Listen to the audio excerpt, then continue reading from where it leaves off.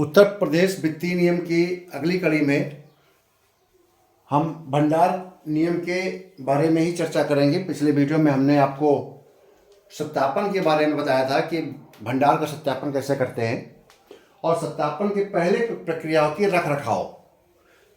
आप अगर अच्छे से उसका रख रखाव करेंगे तो उतना ही अच्छे से उसका सत्यापन हो जाएगा।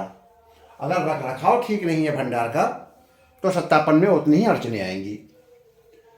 रूल्स वहीं पर है जहां हमने पहले बताए थे। फाइनेंशियल हैंडबुक वॉल्यूम 5 पार्ट 1 के 256 से 259 के बीच में जीएफआर के रूल्स हैं। इसके अलावा ऑडिट मैनुअल में बातें बताई गई हैं, सिविल अकाउंट मैनुअल बातें बताई गई हैं। तो जब स्टोर है यानी कि भंडार जो है उसके रखरखाव के लिए हमें कुछ महत्वपूर्ण बातों पर ध्यान रखना चाहिए। वो बातें आप नोट कर लीजिए, आपके सामने स्क्रीन में दिख रहा है। नंबर 1, जिन जिन कार्यालयों को हम बजट देते हैं सामग्री खरीदने के लिए, परचेज के लिए, टूल्स है, मशीनरी है, अगर उस कार्यालय के नाम से बजट जा रहा है तो उस कार्यालय को अपना एक स्टोर बही बनानी पड़ेगी, भंडार बही बनानी पड़ेगी, स्टोर रजिस्टर रखना पड़ेगा। दूसरी बात, ऐसे सभी कार्यालयों में जहां पर सामान खरीदा जाता है या ट्रांसफर होकर सामान आता है किसी दूसरे कार्यालय से, वहां पर डेड स्टॉक पंजिका होगी। डेड स्टॉक पंजिका ऐसी पंजिका होती है जो कि लंबे समय तक वो सामान उपयोग में लाया जाता है, उसको डेड स्टॉक बोलते हैं। जैसे कि फर्नीचर, मशीन, प्लांट, इसका उपयोग लंबे समय तक किया जाता है। एवं लाइव स्टॉक या नाशवान वस्तुएं।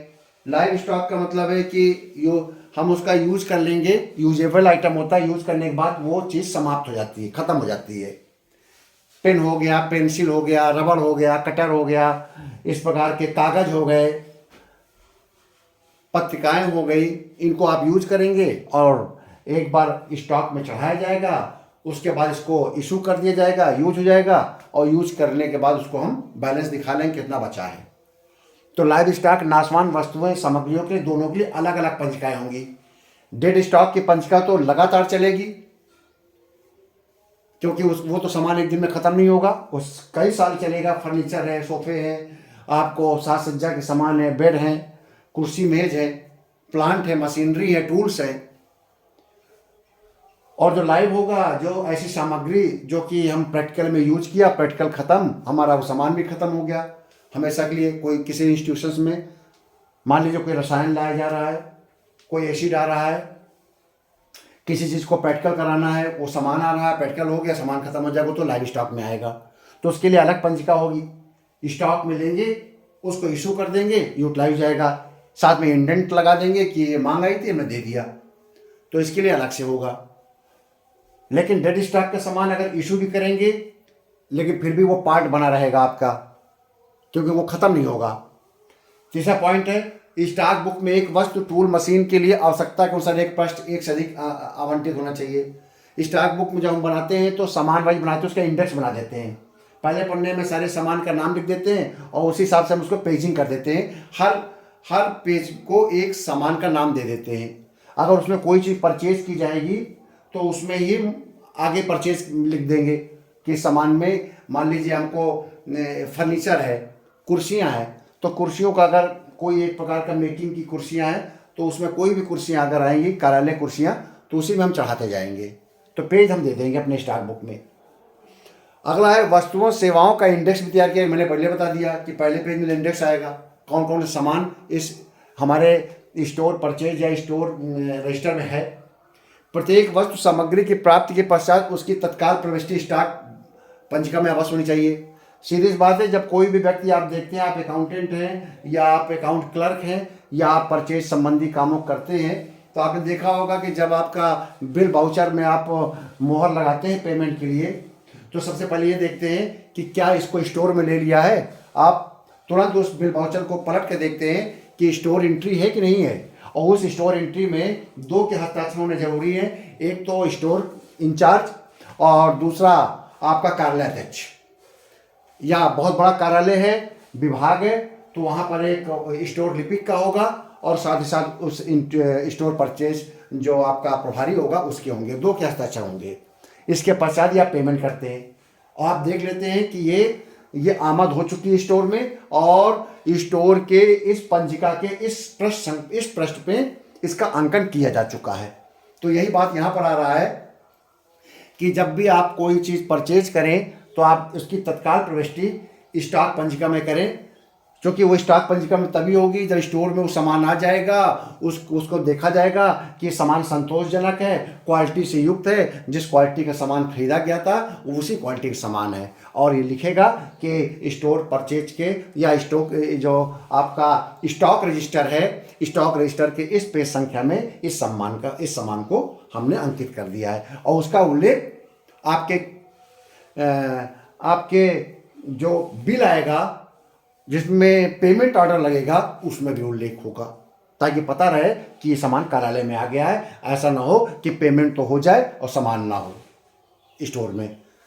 तो इसलिए जो आपका अकाउंटेंट होता है, अकाउंट ऑफिसर होते हैं, इस बात की तस्दीक कर लेते हैं।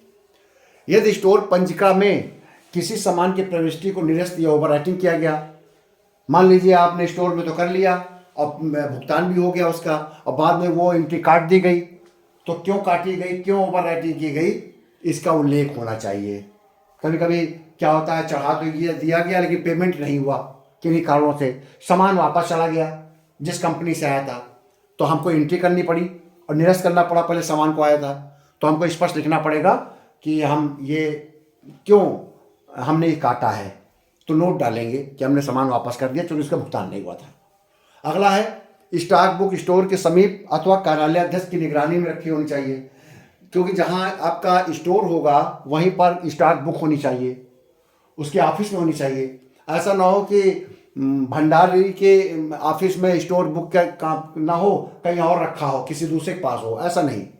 स्टोर का जो प्रभारी होगा उसके पास ही होना चाहिए और कार्यालय की निगरानी में होना चाहिए। कार्यालय को पता होना चाहिए कि ये स्टोर आपकी बुक कहाँ पर है, भंडार पंजिका। अगली बात है कि प्रत्येक माह कार्यालय अधीक्षक या भंडार प्रभारी मांग पत्र को ध्यान रखते हुए व्यय की गई मद समान स्टॉक बुक से मिलान करते हैं। जैसे आपने देखा होगा कि आप कार्यालय में कर्मचारी हैं तो जब कोई सामान मांगते होंगे, इंडेंट देते होंगे, मांग पत्र को इंडेंट बोलते हैं, आप स्टोर को इंडेंट देते हैं और ये कहते हैं ये सामान हमको चाहिए, दो रिम हमको सफ़ेद कागज़ चाहिए, 2 गुच्छे टैग चाहिए, हमको 2 पायलट पेन चाहिए, ये लिख कर देते हैं आप। वहाँ से लिख आपका सामान आ जाता है। जब सामान आता है तो जैसे आपका इंडेंट जाता है, वहाँ से सप्लाई का एक आता है कि इतना सामान भंडार से निकाला गया, आप उसे प्राप्त करते हैं, हस्ताक्षर करते हैं। हस्ताक्षर करके स्टोर का जो भी व्यक्ति आया हुआ है उसको पकड़ा देते हैं और वो जाकर वहाँ पर लगाता है, क्योंकि जो भी लाइव स्टॉक है, जितना भी यूजेबल आइटम है, वो स्टोर के रजिस्टर में चढ़ा हुआ है, एक लाइव स्टॉक रजिस्टर में चढ़ा हुआ है और वो हर महीने देखा जाएगा कि उस लाइव स्टॉक रजिस्टर में हर माह कितना कम होता जा रहा है स्टॉक। तो कम क्यों होता जा रहा है?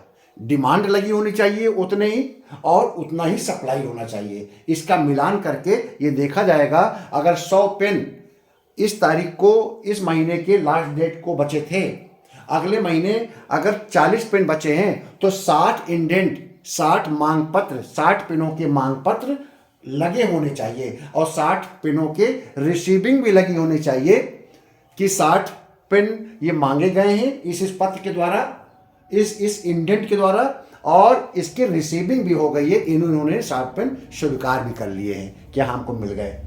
ये हर माह देखेगा कार्यालय अधीक्षक या भंडार प्रभारी, ठीक, उसका मिलान करेगा, जिससे अवशेष की सत्यता का पता लगता रहे कि जो बैलेंस बचा हुआ सामान वो सही है।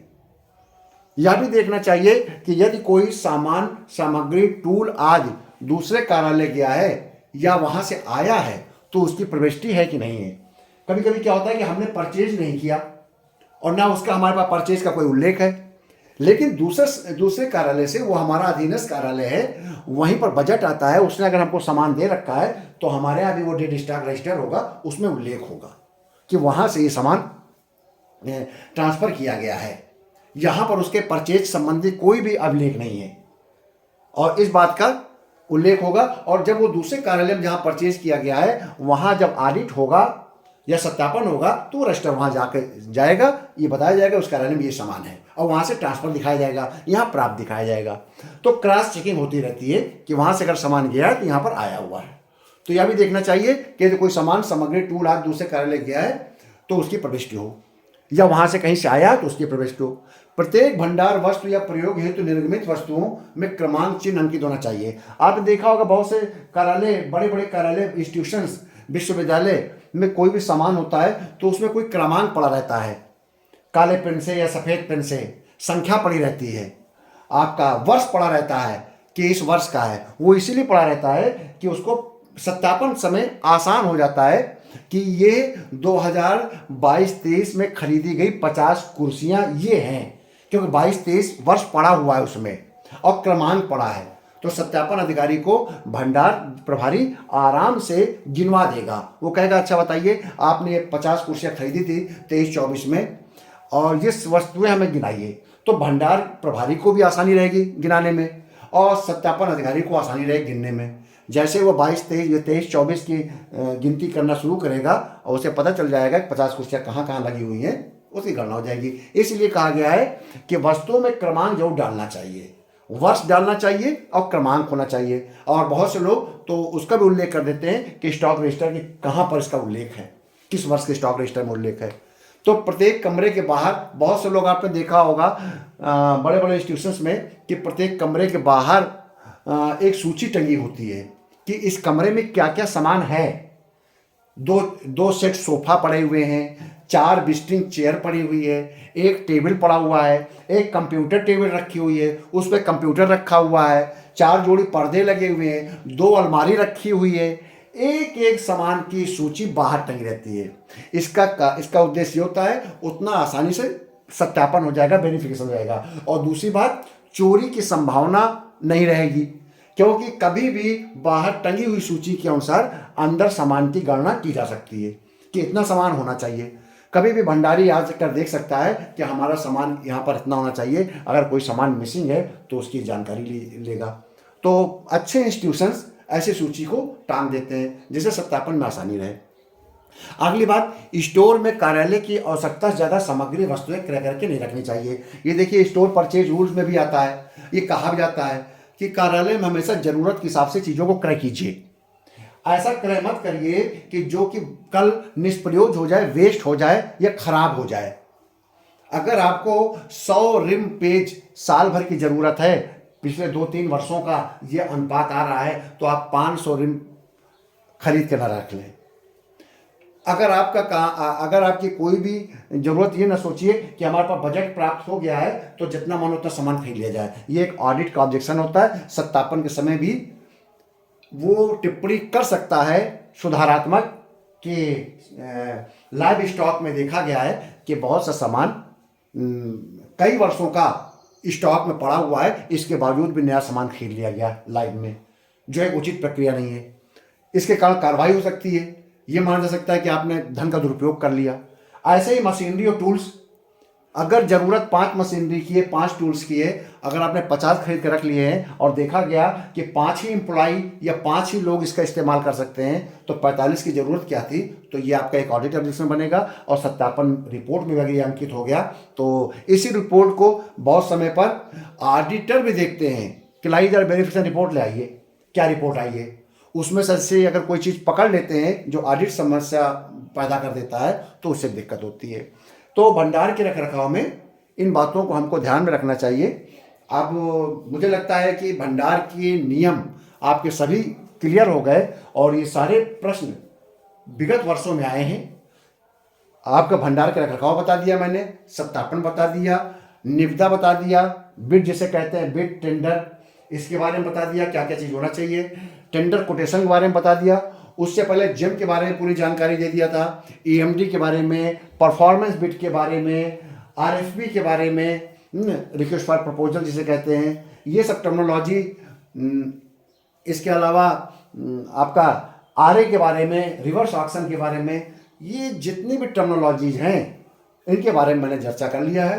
अगर ये प्रश्न 20 नंबर का आता है स्टोर परचेज से इस बार, तो मुझे पूरा विश्वास है कि आप 20 नंबर आपको पूरे मिलेंगे। तो देखिए, फाइनेंशियल रूल्स में आपका एक पूरा टॉपिक परचेज रूल और आपका स्टोर ये तैयार हुआ। दूसरा आपका टेंडर बिड की पूरी जानकारी तैयार हो गई। इसी से आपका स्टोर एंड परचेज पूरा तैयार हो जाता है। आपका अगर 20 नंबर का प्रश्न आता है तो आप ये तैयार कर लेंगे। पेंशन कंप्लीट हो चुका है, पेंशन से आएगा, आप कर लेंगे 20 नंबर 40 नंबर। 20 नंबर आपका यात्रा भत्ता से आता है, आपका यह भी तैयार है 60 नंबर। इसके अलावा 20 नंबर यूनिवर्सिटी के रूल्स रेगुलेशन पत्र आएंगे, यह भी तैयार कर लेंगे 80 नंबर। 20 नंबर का आपका आएगा आपका जीपीएफ हो गया, ऋण हो गया, ऋण अग्रिम हो गया, प्री ऑडिट हो गया, या टिप्पणियां होंगी, ये क्वेश्चन आएगा, यह भी आप कर लेंगे। इसके पश्चात आपका आहरण वितरण अधिकारी के अधिकार, कर्तव्य, दायित्व, इस प्रकार क्वेश्चन बन सकता है। तो ये जो टॉपिक हैं, इससे स्पष्ट हो रहा है कि 100 नंबर यानी कि 5 क्वेश्चन जो भी आएंगे वो आप लोग करने में समर्थ रहेंगे। अभी भी आपके पास पूरे 2 महीने का समय है। पूरा मार्च पड़ा हुआ है और अप्रैल का लास्ट से एग्जाम है, पूरा अप्रैल पड़ा हुआ है। आप मेरे इस वीडियो को, जितने वीडियो मैंने फाइनेंस के डाल रखे हैं, कई बार पढ़ लीजिए। अब इस तो कम से कम 10, 15, 20 वीडियो भी और आएंगे। वेतन के बारे में भी बता दूंगा, एसीपी के बारे में बता दूंगा, जीपीएफ के बारे में बता दूंगा। लेकिन पुराने जितने वीडियो अपलोड हैं उनको आप बहुत अच्छे से तैयार करते रहिए, रिवाइज करते रहिए, लिख लिख कर देखते रहिए। ऐसा ना हो 27 अप्रैल को आपके पास मटेरियल का जखीरा हो और दिमाग में आपके कुछ समझ में ना आ रहा हो और घुस ना रहा हो और लिखने में आप ओवरलैप कर रहे हो। तो जितना आप इसको बार बार सुनेंगे, लिख लिख कर देखेंगे, उतना ही आप मजबूती के साथ इस परीक्षा के लिए कॉन्फिडेंट होकर, अगर आप सितंबर से लगकर, अक्टूबर से लगकर अप्रैल तक लगे रहेंगे, अभी भी लगे हैं, तो फिर आप इसको अंतिम रूप से सफल हो जाइए। फिर आप अपने मन में ये मत रखिए कि यार सफल होऊंगा कि नहीं होऊंगा। फिर ये मान लीजिए हमको सफल होना है, अब मुझे कितना भी पढ़ना है। अप्रैल में तो छुट्टियां रहेंगी सरकारी, कुछ छुट्टियां ले लीजिएगा। आप अर्जित अवकाश ले लीजिए, आप कैजुअल लीव ले लीजिए। पढ़ाई का समय है, आप छुट्टियों को लेकर पढ़ाई करिए, पूरा यूटिलाइज करिए। जब आपको लगे कि आपका सिलेबस कंप्लीट नहीं हो पा रहा है, हमने तो सब कुछ करा लिया, आप नहीं याद कर पा रहे, आप नहीं पढ़ पा रहे, आप उसको लिख लिख के प्रैक्टिस नहीं कर पा रहे हैं, तो परीक्षा के 10 दिन पहले आप छुट्टी लेकर बैठ जाइएगा। छुट्टियां इसी के लिए होती हैं, अच्छे करियर के लिए होते हैं, अच्छे भविष्य के लिए होते हैं। तो उज्जवल करियर और उज्जवल भविष्य के लिए आपको अपना अर्जित अवकाश 10 दिनों का 15 दिन अर्जित अवकाश लेने में कोई समस्या नहीं आनी चाहिए। बहुत बहुत धन्यवाद। मेरे इस वीडियो को, मेरे इस चैनल को आप लाइक करिए, सब्सक्राइब करिए। सभी मित्रों को एवं उस भावी पीढ़ी को जो कंपटीशन पर कूद चुकी है, कॉम्पिटिटिव परीक्षाओं में, उसको मेरा वीडियो और मेरा जो चैनल है उसके लिए रिकमेंड कीजिए। बहुत बहुत धन्यवाद।